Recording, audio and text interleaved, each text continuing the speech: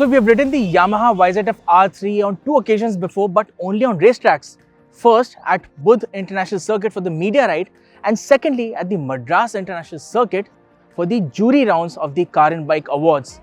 But now we have the motorcycle with us and we have been riding it for a few days on the not so perfect roads of Delhi, in traffic laden roads and in everyday real world conditions. And it has been a revelation. But what that revelation is, I'll let you know at the end of the video. But before that, please do subscribe to the Car and Bike YouTube channel and do click on that bell notification icon so that you stay updated every time there's a new video that drops on Car and Bike YouTube.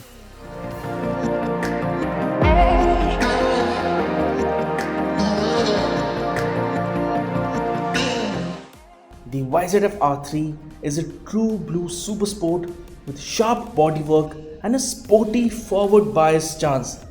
While it was launched in India barely months ago, but the motorcycle itself has been around for 3 years now.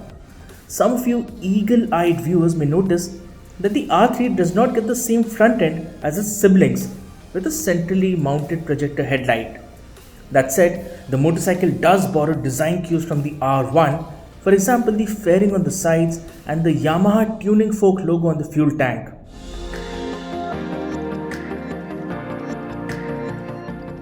The bike also gets 37mm USD fork in place of a regular telescopic fork on the older model, which helps add more appeal to the looks. It would have looked premium if the fork tubes were done in golden color like you get on the R15M. The overall fit and finish on the bike is high quality as expected from a premium Yamaha motorcycle. Despite being a super sport and having a rider triangle that is hunkered down, it isn't as severe as on the R15 or even the Hero Charisma XMR for that matter. The low 780mm seat height, mid-mounted foot pegs and a relatively comfier riding position means that you can ride the bike for long commutes and maybe long distances too. And here's a pro tip.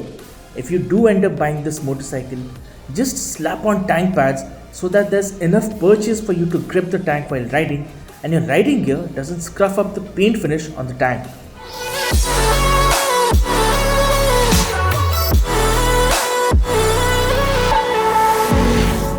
The R3 gets a 321cc parallel twin engine which is liquid cooled and high revving at the same time, with the engine hitting max speed of 12,000 RPMs.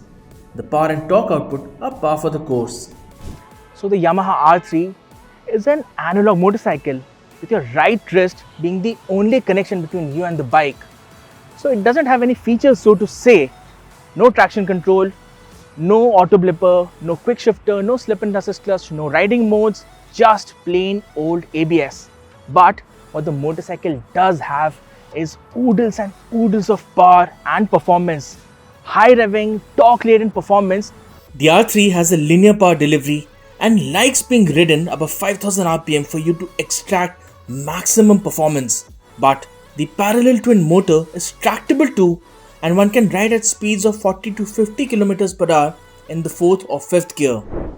The only fly in the ointment is the fact that the engine is not as refined as you would expect a Japanese parallel twin motor to be.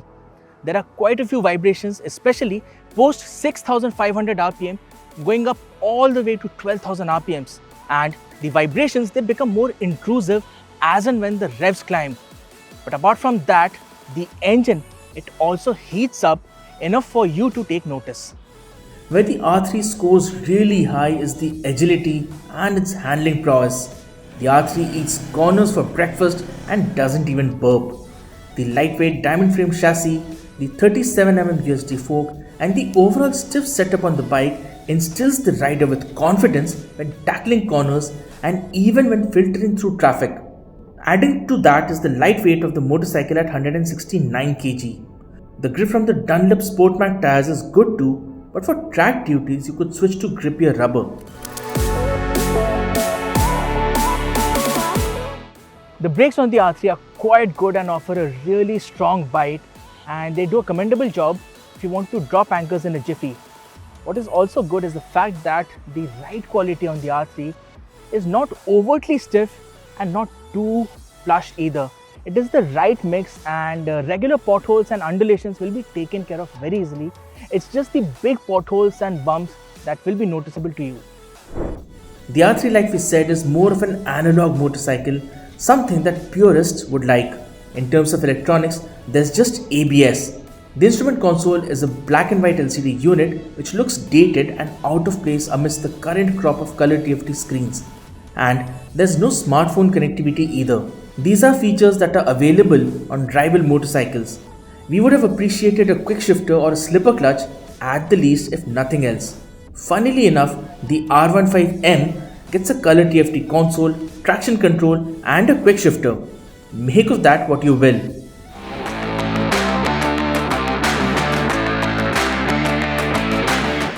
In terms of rivals, the Yamaha R3 goes up against the likes of the Aprilia RS457, Kawasaki Ninja 400, and the KTM RC390. Expect KTM to launch the new Gen RC390 in India this year itself. Now, the RS457 is priced at 4.1 lakh rupees, while the current RC390 is priced at 3,18,000 rupees. Both of them significantly more affordable than the R3's asking price of 4,65,000 rupees and offering similar specs and more features. So the verdict is that the Yamaha R3 is a hoot to ride and is a solid corner carving machine despite its lack of electronics. But the shocker is its huge asking price of 4,65,000 rupees, which is because of the fact that Yamaha imports this machine as a CBU from Indonesia.